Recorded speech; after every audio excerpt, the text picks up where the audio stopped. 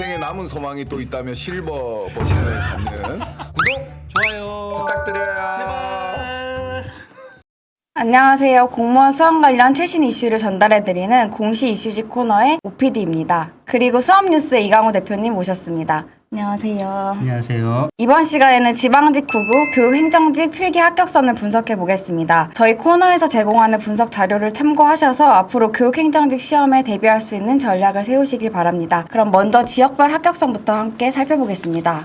네, 교육행정직 전체 평균 합격선을 이렇게 분석해 놓은 표인데요. 보시면 전체적으로 390.36점으로 작년 377.52점에 비해서 무려 12.84점이나 상승을 했어요. 원인을 살펴보면 선발 인원 감소폭이 출원 인원 감소폭보다 훨씬 더 커서 합격선이 크게 상승한 것으로 분석됩니다. 합격선 최고점과 최저점을 살펴보면 최고점은 411.05점으로 광주 지역으로 나타났고요. 최저점은 372.28로 전남 지역으로 나타났습니다.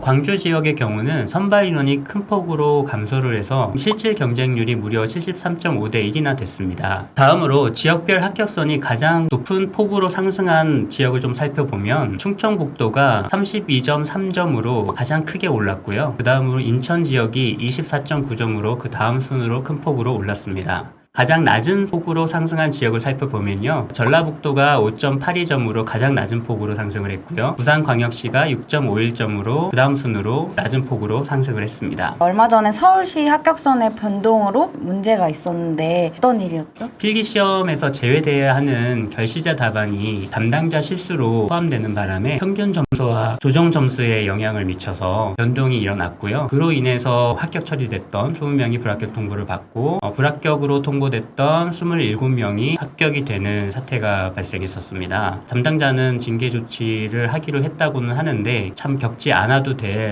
큰 어려움을 겪었다고 보여지네요.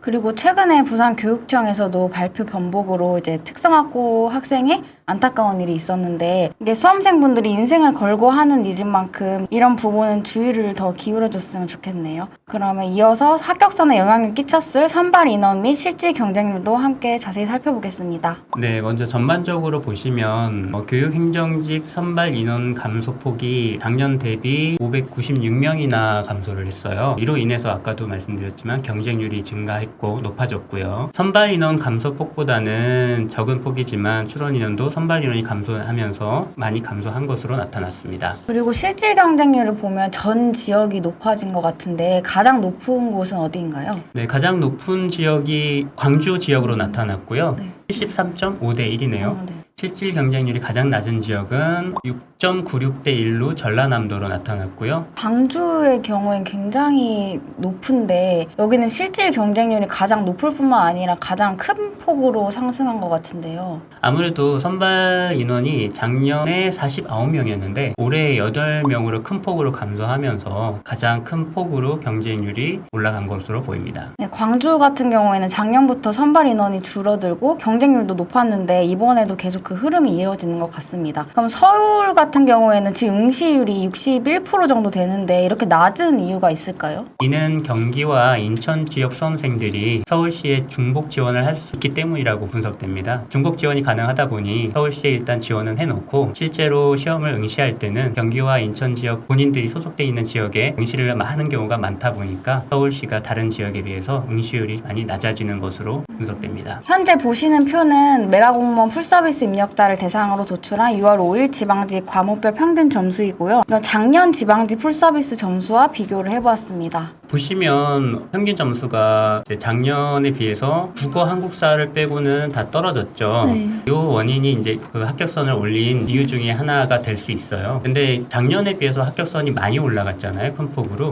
이 이유보다 더 큰 이유는 선발 인원의 감소폭이 출원 인원의 감소폭보다 훨씬 더 컸기 때문에 합격선이 많이 상승한 것이라고 볼 수 있을 것 같습니다. 네, 그럼 이제 마지막으로 2022년 시험 개편 관련해서 살펴보도록 하겠습니다. 지금 2022년 22년 시험이 개편이 되면서 수험생분들이 체크해 볼 세 가지가 있는데 대표님께서 자세한 설명해 주시겠습니다. 아시겠지만 22년도부터는 시험제도 개편으로 선택 과목이 폐지가 되죠. 그래서 기존 교육행정직의 경우 사회, 과학, 수학, 교육학개론, 행정법, 총론, 행정학개론 이렇게 택이었는데 22년부터는 전문 과목의 필수화로 교육학개론, 행정법, 총론이 이제 필수 과목으로 들어오게 됐습니다. 이렇게 되면 일반 행정과 교육행정의 병행이 어려워지게 되겠죠. 교육학개론 때문에. 그러면서 일반 행정 지원자 유입이 감소될 것으로 예상이 되고 결국 경쟁률은 하락할 것으로 예상이 됩니다.